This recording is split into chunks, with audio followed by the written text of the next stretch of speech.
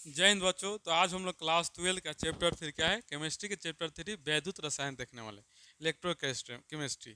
तो यह चैप्टर है बाबू आपका, इससे ना 2 नंबरिया बहुत अच्छा खासा पूछता है और बहुत इजी चैप्टर है। तो चलिए हम लोग वीडियो को शुरू करते हैं। आप लोग 10 मिनट दीजिए, 10 मिनट आपका पूरा कंसेप्ट क्लियर हो जाएगा। तो चलिए आज का क्लास हम लोग शुरू करते हैं। क्या है, क्लास 12 चैप्टर कितना है, 3 का लिए कितना का लिए 3। सब्जेक्ट आपका केमिस्ट्री है। चैप्टर क्या नाम है बाबू, तो चैप्टर आपका है वैद्युत या विद्युत भी बोल सकते हैं, वैद्युत रसायन। यानी कि इंग्लिश में क्या बोलते हैं, तो इसको बोलते हैं इलेक्ट्रो केमिस्ट्री। ठीक ना, इसको याद रखना है। क्या है, तो हम लोग का चैप्टर है इलेक्ट्रो केमिस्ट्री। तो बोला है कि इलेक्ट्रो केमिस्ट्री जो है, इसमें हम लोग क्या क्या पढ़ने वाले, कुछ तो पढ़ने वाले होंगे। तो इस चैप्टर में क्या क्या पढ़ने वाले, इसके बारे में हम पहले जान लेते हैं, उसके बाद एक एक के बारे में अच्छे से पढ़ेंगे। तो पहले है क्या पढ़ना, तो बोला है कि इस अध्याय में हमें क्या क्या पढ़ना है। इस अध्याय में हमें क्या क्या पढ़ना, तो बोला आपका वैद्युत रासायनिक सेल का वर्णन करेंगे। हम लोग क्या कहें, वैद्युत रासायनिक सेल का वर्णन करेंगे। गैल्वेनिक सेल का वर्णन करेंगे।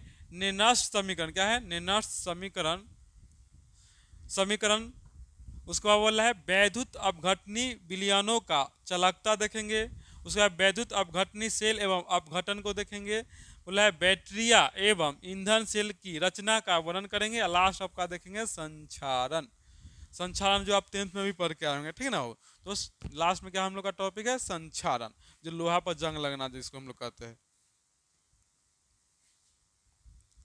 देखो वैद्युत रसायन का उपयोग हम लोग करते हैं बैटरिया एवं ईंधन सेल में। क्या करता हूँ, देखिए बैटरी में हम लोग क्या करते हैं, बैटरिया एवं ईंधन सेल में करते हैं। दूसरा वाला है वैद्युत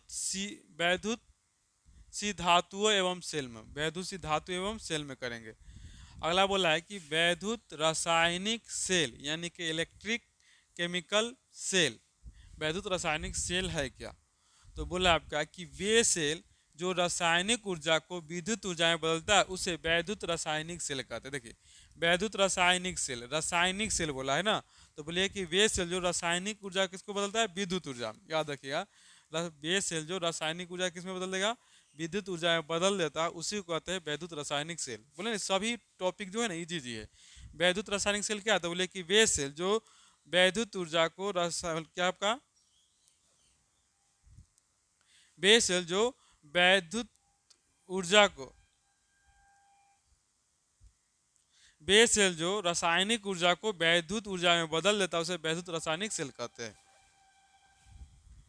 जैसे देखिए यहाँ दिखा रहा है आपका एक सिंपल कॉपर है, यहाँ दो इलेक्ट्रॉन का है, सिंपल कॉपर सॉल्यूट बदल गया है। यहाँ बोला है जिंक है, दो इलेक्ट्रॉन त्याग करके क्या प्लस का चिन्ह ले लिया। हम लोग जानते हैं जो इलेक्ट्रॉन त्यागता है वो प्लस में, जो इलेक्ट्रॉन ग्रहण करता है वो माइनस में होता है। तो यहाँ बोला है कि पहले बता रहा था, ये देखिए समझ जाओ, Cu2+ बता रहा था ना कि दो इलेक्ट्रॉन किसी को दे लेते, लेकिन इधर आने पर ही क्या हो गया, प्लस में हो गया। क्या हो गया, प्लस में किस लिए हुआ था पता है हो, पहले तो आपका दो दो इलेक्ट्रॉन तो निकाल दिया, लेकिन इधर आने पर Cu क्या हो गया, Cu आपका हो गया सॉलिड, हट गया इस पर से। क्या हो गया, इस पर से पावर हट गया। पावर हटने का एक ही कारण है, जो है ना दो इलेक्ट्रॉन दे था, दो इलेक्ट्रॉन ग्रहण कर क्या किया, ग्रहण कर लिया। ग्रहण करने पर दोनों बराबर हो जाएगा तो आपका कट जाएगा, पावर ये वाला सी वाला हट जाएगा।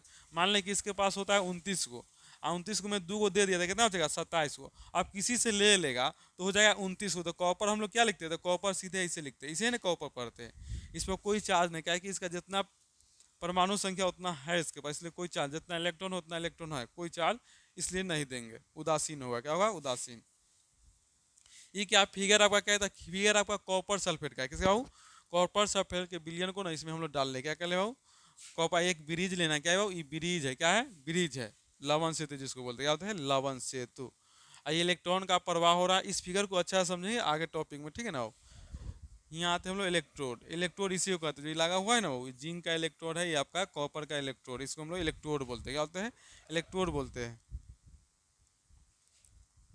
फिगर में देखिए आओ, दो खम्मा, इसको हम यहाँ फिगर बनाओ, जो सेम फिगर ना आप उसी को नीचे बना। देखिए आओ, इसमें दो को बीकर लेना है। क्या लेना है आपका, दो बीकर लेना है। दो बीकर ले लिए, इसमें भर देना है, लवन भर देना है, ठीक है। इसमें जिंक का अलावा Zn SO4 होगा, Zn SO4। इसमें कॉपर का क्या होगा, कॉपर का CuSO4 हो जाएगा। भर दिए। अब एक वो पाइप ले लेना है, एक यहाँ से नली लेना है, इसमें से ना इसमें डाल देना है। इसी को बोलते हैं लवण सेतु। क्या बोलते हैं इसको, हम लोग क्या बोलते हैं, लवण सेतु। क्या बोलते हैं, लवण सेतु। अब क्या करना हो, यहाँ से आपका बीकर हो गया ये वाला। आप एक से इलेक्ट्रोड डालना, इधर से डाल दीजिए इलेक्ट्रोड, किसी जिंक का, किसका हो, जिंक का इलेक्ट्रोड डाल दीजिए आपका, जिंक का हो गया। इधर आप डालिए कॉपर का, ये आपका कॉपर का इलेक्ट्रोड क्या हुआ है, कॉपर का इलेक्ट्रोड है। तो याद रखिएगा यहाँ पर होगा माइनस, क्या होगा, जिंक जो इस पर होगा ना, ये क्या होगा, लेफ्ट साइड हो रहा है। यहाँ देखिए हो, यहाँ ट्रिक है, आपको ट्रिक याद रखना है। एल मतलब लेफ्ट, क्या याद रखना है, लोन, क्या याद रखना है, लोन, क्या याद रखना है, लोन याद रखना है। क्या बाबू, लोन, लोन यानी कि लेफ्ट। ओ से क्या होता है ऑक्सीडेशन, ए से एनोड और एन से निगेटिव, यानी कि लेफ्ट साइड। क्या बोला है, लेफ्ट साइड में कौन क्रिया होती है, तो ऑक्सीडेशन क्रिया। कौन क्रिया, तो यहाँ जो क्रिया होगी ना ऑक्सीडेशन, यानी कि ऑक्सीकरण। क्या हो जाएगा, ऑक्सीकरण हो जाएगा। कौन होगा, ऑक्सीकरण होगा, याद रखिएगा। अगला बोला है ई कहाँ है, तो एनोड पर। तो जिंक कहाँ टूटेगा, तो इधर लिखिएगा एनोड, क्या लिखिएगा, एनोड पर जिंक आपका होगा। अगला बोला है एनोड हो गया ऑक्सीडेशन निगेटिव, तो इधर कौन चार्ज होगा, तो याद रखिए माइनस चार्ज होगा। क्या कि लेफ्ट साइड क्या है, लेफ्ट साइड। इधर देखिए आर, क्या बोलिएगा, इसको याद रखिएगा, RRCP। क्या है, RRCP। आर से क्या होता है, राइट होता है। आर से क्या होता है, रिडक्शन होता है। आर सी से क्या होता है, कैथोड होता है। और पी से क्या, पॉजिटिव होता है। तो इधर आपका कैथोड होगा। क्या होगा, कैथोड। कैथोड पर कौन क्रिया होता है, तो अपकरण क्रिया, अपकरण यानी कि जिसको हम लोग रिडक्शन बोलते कहते हैं। अपकरण क्रिया कहाँ होती है, तो याद रखिए कैथोड पर। कैथोड पर कौन चार्ज होता है, प्लस चार्ज। कौन चार्ज होता है बाबू, तो प्लस चार्ज। इसको याद रहेगा आप लोग बाबू, कैथोड पर कौन चार्ज होता है, प्लस चार्ज होता है। तो इसको याद रखिएगा आप लोग। ये पूछता है 11 से, तो पूछता है आपको, बोला है गैल्वेनिक सेल या वोल्टेज सेल। क्या बोला आपका, गैल्वेनिक सेल या वोल्टेज सेल। तो बोला कि वह रासायनिक सेल जो स्वतः परिवर्तित होने वाली रिडक्स अभिक्रिया है, जो रासायनिक ऊर्जा को विद्युत ऊर्जा में, मतलब क्या बोला है, गैल्वेनिक सेल या वोल्टेज सेल है क्या, तो बोलिएगा वह रासायनिक सेल जो स्वतः परिवर्तित होने वाली रिडक्स अभिक्रिया है, जो रासायनिक ऊर्जा को विद्युत ऊर्जा में बदल देता है। तो ये आपका गैल्वेनिक सेल बोलते हैं, इसी को हम बोलते हैं वोल्टेज सेल। जो बोलना है से बोलना है। तो ये दोनों गैल्वेनिक सेल और वोल्टेज सेल का कार्य क्या है, बोला कि वह रासायनिक जो सेल जो स्वतः परिवर्तित होने वाली रेडॉक्स अभिक्रिया है, जो रासायनिक ऊर्जा को बदल देगा विद्युत ऊर्जा में। गैल्वेनिक सेल क्या है, स्वतः परिवर्तित होने वाला एक रेडॉक्स अभिक्रिया है, जो रासायनिक ऊर्जा को विद्युत ऊर्जा में बदलता है।